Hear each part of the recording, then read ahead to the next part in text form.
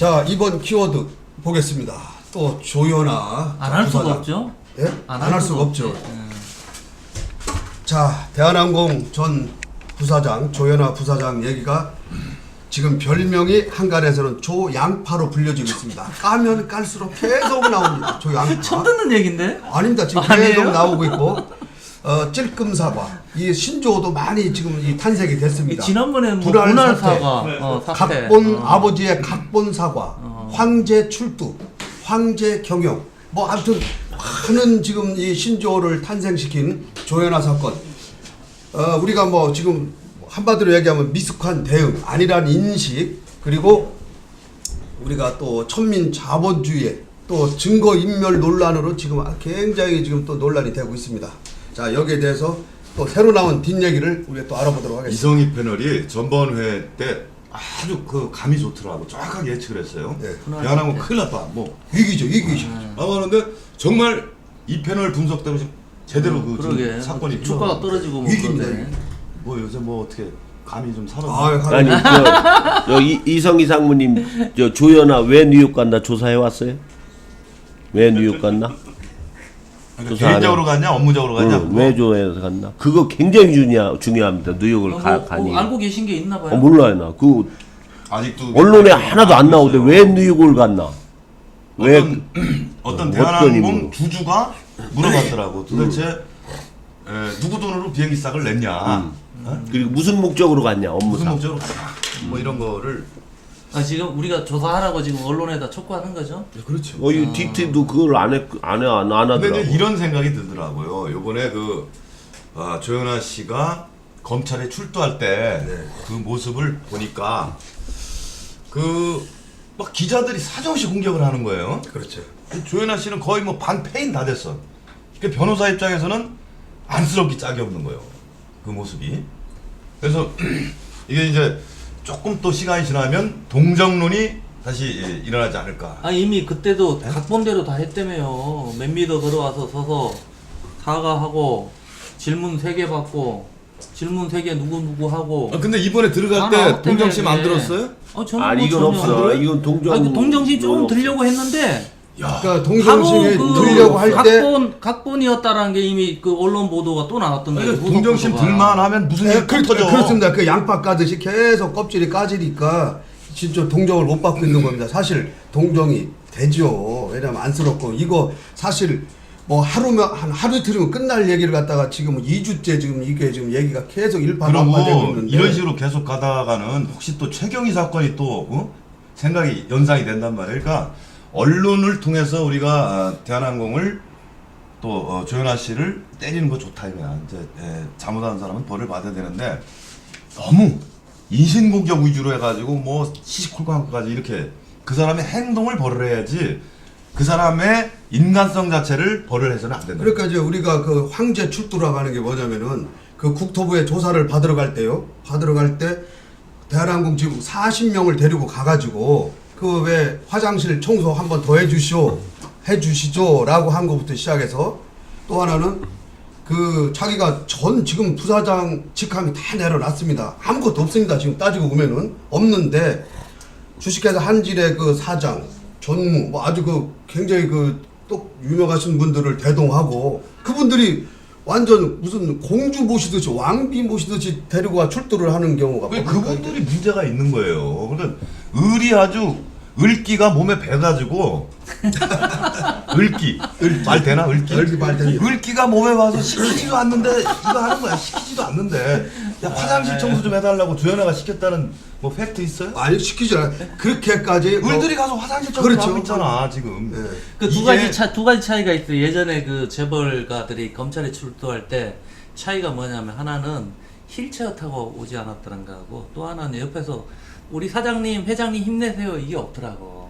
그러니까 그런 차이점이 있는데 이게 또 뭐 까다 보니까 여러 가지 문제들이 더 큰 것들이 계속 나오는 거예요. 그러니까 우리 변호사님 그 관련해서 뭐 그 좀 이렇게 심리적으로 이렇게 좀 불쌍하고 이런 생각 안 해봤냐 그러지만 이거 그런 생각할 찰나가 없는 거야 시간이. 뭐 더 큰 게 계속 드러나니까. 조연아는 절대 자살 안 해요. 조연아는. 왜냐면 이 가진 게 너무 많아? 이 명예를 중시하는 사람들은 사소한 거 갖고도 자기 체면을 꾸겼다. 자존심이 상하고 그런데 이 돈을 먹고 사는 사람들은 하여튼 요구비만 잘 넘기면 그렇죠. 이거 살아난다 이렇게 생각하기 때문에 자살은 안 하고 단 병원으로 토낄 수는 있어요. 병원. 아니 이제 뭐 쓰러져서 이제. 뭐 쓰러졌다 혼수 상태다 정신적인 뭐 쇼크 때문에 이래서 병원으로 갈 가능성이 있어요. 내가 한 2, 3일 사이에 병원으로 가겠어요. 그래서 이제 뭐 휠체어 타고 저 수사를 받고 법정에 나오고 이럴 가능성이 이제 있는 거죠. 어제 저는 이제 회의가 있어서 서울에 다녀왔는데 전직 이제 시민운동 했던 사람들끼리 모였는데 하나같이 지적하는 것 중에 하나가 뭐냐면 사건에 대한 여러 가지 과정, 내용, 문제 제기 이런 거는 언론에서 파다하게 지금 보도가 되고 있는데 문제는 대안에 대한 얘기는 한 번도 언론에서 짚어주지 않았어요. 그러니까 그 법조계 전문가분들 중에 또 특히 그 부패 방지 관련해서 이렇게 일했던 분이 그 얘기를 하시더라고. 기업 부패 방지법을 제정해야 된다는 거예요. 기업 부패 방지가 부패만 얘기하는 게 아니에요. 그 기업 윤리 이런 것까지 얘기하는 게 이미 이게 미국이나 영국 선진국에서는 그 소위 기업의 그 도덕적 윤리 규정을 만들고 그걸 이행하도록 강제화하고 있거든요. 그래서 제가 볼 때는 우리 현재 우리 재벌 기업 이런 문제들을 누가 언론이 만들거나 국민들이 조장해서 만든 게 아니에요. 본인들 스스로 만든 거야. 그러면 본인들 스스로 이 부분에 대해서 극복하기 위한 노력은 제가 볼 때는 본인들이 지금까지 기업 부패 방지법을 거부했거든요.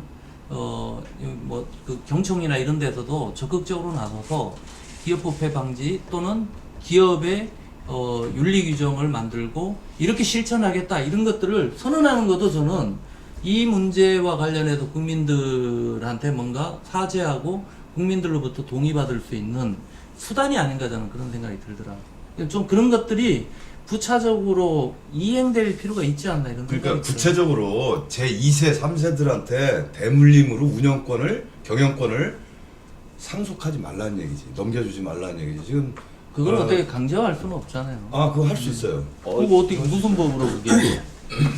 그건 어려워. 원래 그것은 주주총회에서 임직원, 임원을 선출해야 되는데 우리나라 주주총회는 아주 형식적으로 진행되는 거란 말이지. 네? 예. 뭐 소수 소액주주들이 와가지고 하면은 대충 내보내고, 밀어내버리고 내보내고. 완력으로 해서 망치 때리고 끝나버린단 말이에요.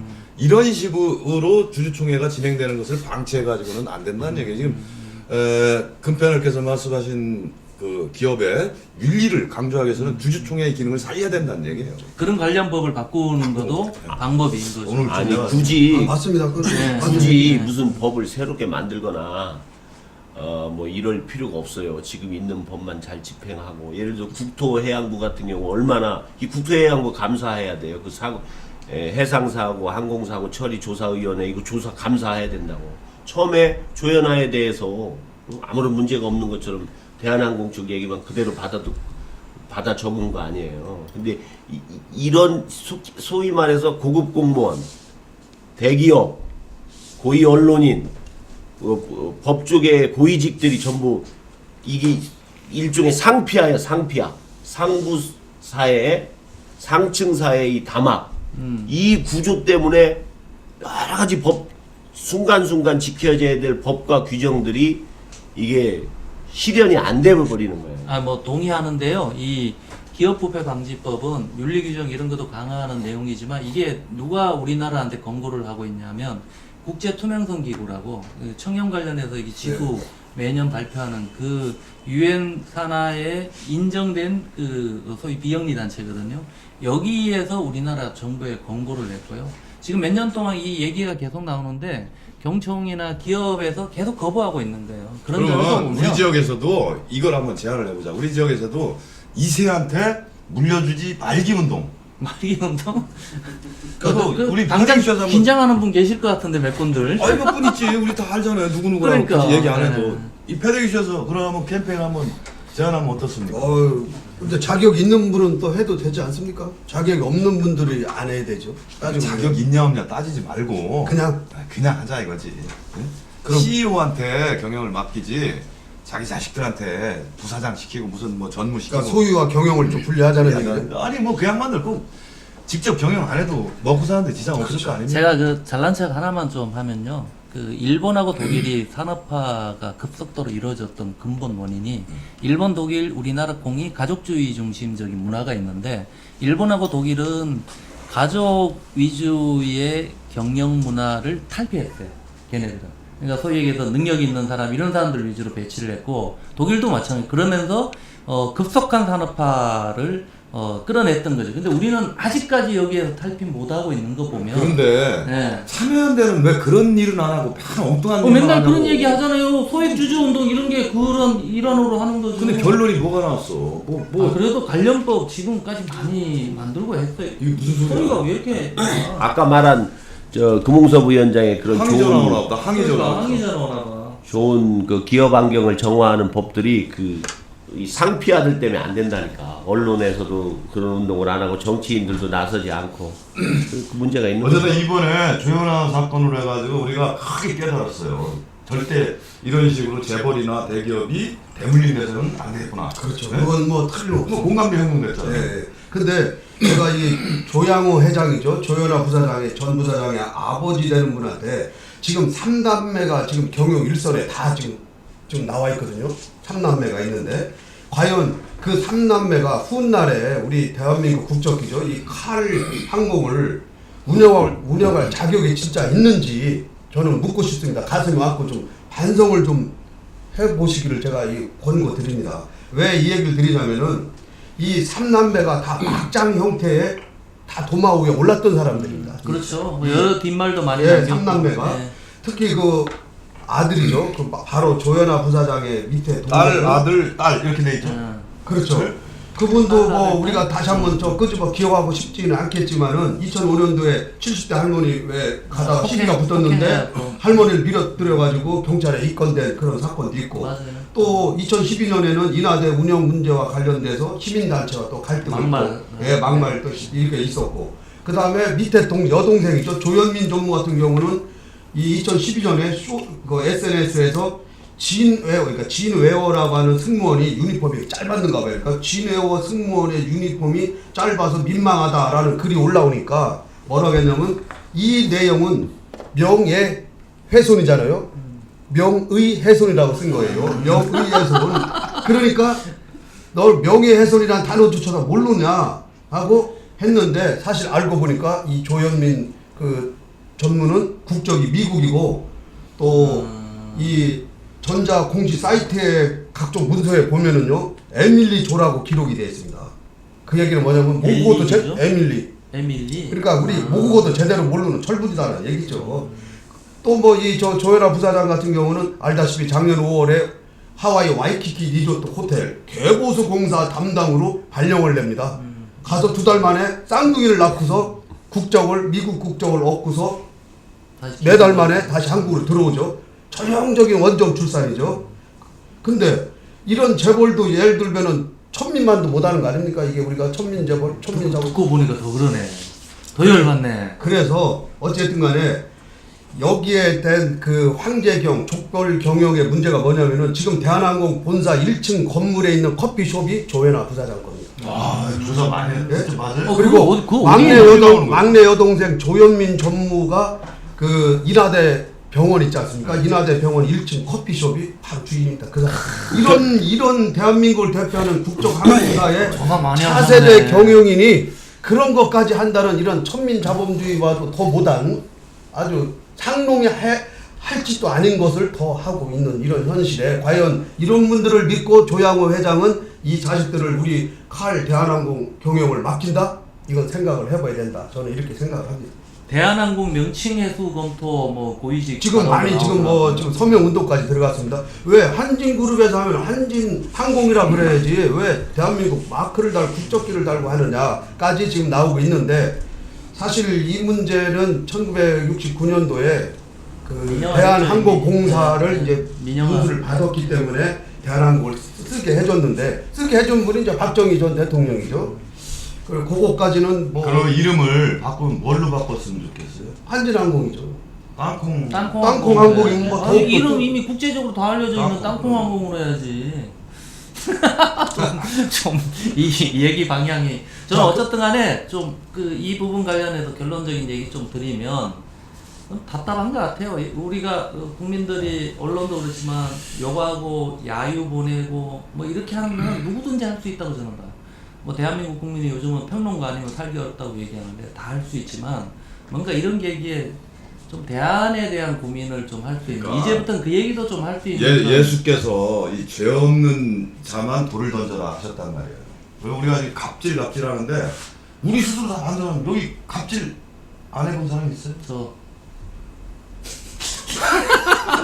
가슴에 손을 얹고 해가지고 누구나 우리는 갑질 문화에 지금 젖어 있다는 얘기예요. 뭐 슈퍼갑이냐 미니갑이냐 뭐 무슨 갑이냐 모르지만 갑질을 해보고 싶어 하죠. 굉장히 이거 그 해보고 싶잖아. 네. 1등급 로망이죠, 로망. 어? 그래도 비즈니스 타면 아, 뭔가 좀 스트레스 부려먹고 싶고 네. 그렇잖아요. 우리 젖어 있다는 얘기예요. 갑질에. 그래서 이번 사건을 기원해서 갑질에 젖어 있는 이 근성을 바꾸자. 오늘 이렇게 목이 잠겨. 마음이 없는 얘기 하시니까 그러니까 그런데 마음이 없는 얘기. 그러니까 변호사는 전형적인 을입니다. 을. 변호사 의리죠. 네, 을이라 이제 어떻게 보면 을기가 좀 있는 것 같으네 오늘 보니까. 우리는 그러니까 변호사도 갑이라고 하는 사람들이 있는데 절대 아니 검찰청 들어갈 때 뭐 이거 봐 뒤에 가방 들고 딱 다른 사람 쫓아가잖아요. 그게 의리지 뭐 전형적인 의리지. 전형적인 우리가 이제 속사말 가방 못지도 하고. 그렇지. 또 아, 이 좋은 부적절용 좋은 가방 얘기고. 못지? 아니 그러니까 이제 이 판검사를 하다가 이제 전형적인 판검사를 갑을 하다가? 갑이죠. 갑을 전형적인 갑을 하다가 이제 변호사로 갑자기 의리 되는 거야. 을이 되니까 그거에 적응 못해서 혹시 자살하는 분은 없어요? 아 이제 그 보상책으로 돈을 계속 벌려고 하는 거지. 이제. 아 내가 갑이 어떻게 의리 되냐. 인정할 수 없어. 돈이라도 벌자. 그렇죠.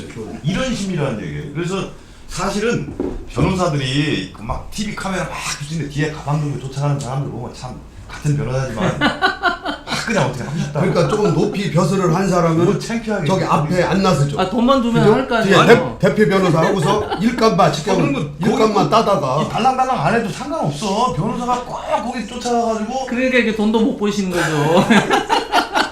그러니까 카메라에 얼굴에도 한번 이렇게 나오려고 변호사가 왜 거기 이렇게 dim이나 몰라 그 걔들. 그래서 걔들이라냐. 그분들 같은 동종 업계에 동종 계시면서 아. 너무 귀하면 안 되고 그렇지. 예, 불쌍하기도 하고 참 연민의 정도 좀 느껴집니다. 사실은 오죽 힘들면 저렇게까지 해서 먹고 사나. 근데 어쨌든 변호사는 슈퍼 의리다 이렇게 생각하시면 슈퍼 갑자기 너무 변호사에 대해서 너무 낮추시네 또. 아유, 근데 굉장히 치근해 보여요. 그러니까 그렇게 또 그렇게 얘기하다 보이죠? 보니까 저기 TV 앞에서는 이렇게 좀 겸손한 자세를 보여야 돼. 우리 사회가 잘 살펴보면 이게 그 우리 사회적인 문제나 부정과 부패가 필터링 될 수 있는 제도적인 장치들이 쫙 있어요.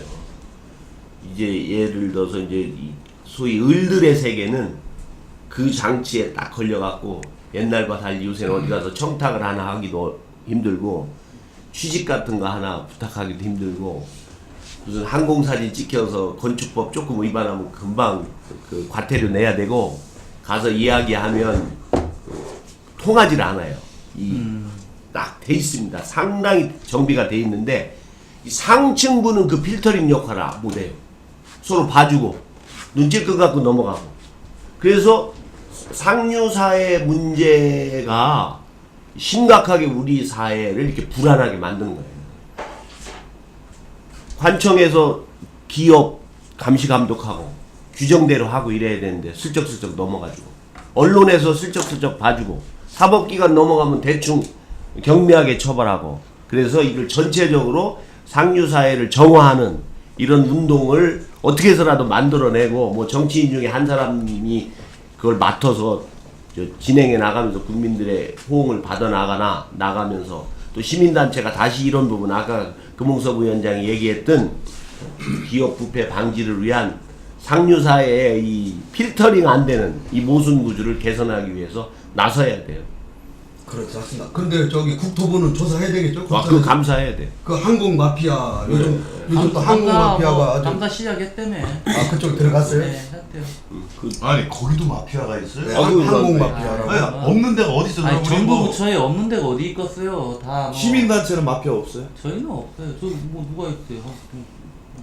언제 나올지 모르지. 우리 어디에서 마피아가 생길지 어떻게 알아? 금피아라고 또 나오는 거 아닙니까? 그거는 있을 수 있죠. 은근히 좀 시민단체도 은근히 압력 넣어가지고. 자, 뭐 아무튼 네. 뭐 아무튼 그 아 우리 이상무님 최고야. 조현아 부사장 사건은 우리가 재벌 오너가에 대한 국민의 인식이 우리가 바뀌었다는 거. 그러니까 6, 70년대만 해도 참 뭐랄까 개발 성장 시대에 작은 실수 뭐 이런 거는 용서가 됐지만은 이제 민주화 시대에는 재벌 2, 3세, 4세 조그만한 실수도 이제는 용납을 하지 않는다는 거. 그래서 황제 경영, 부의 세습 이런 문제도 우리가 쭉 지켜봐야 될 것 같습니다. 아 우리 상무님 공부 많이 해오셨네. 박수로 마무리하시죠. 여기까지 하겠습니다.